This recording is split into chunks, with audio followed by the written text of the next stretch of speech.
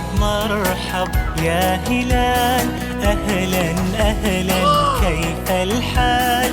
قد غبت وإليك عندنا الدجاج ان شاء الله معمر، غادي نعمرو. التوابل اللي غنحتاجو ليه: سكينجبير 10 كبيره، ملعقه كبيره ديال السكينجبير، ملعقه كبيره ديال الخرقوم بلدي، ملعقه كبيره ديال الكزبر، معلقه صغيره ديال الازير، نصف ملعقه ديال السبيسه، معلقه صغيره ديال الابزار، الملح حسب الذوق.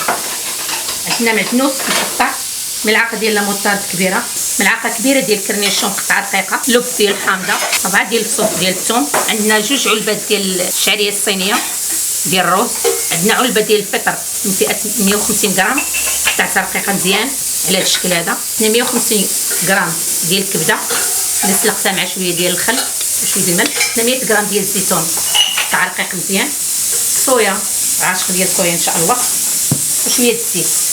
نبداو بالمقادير. ناخذ التوابل ديالنا، نخلط كلشي في هذا التفصيل هذا: الثوم، الزبر، موطار،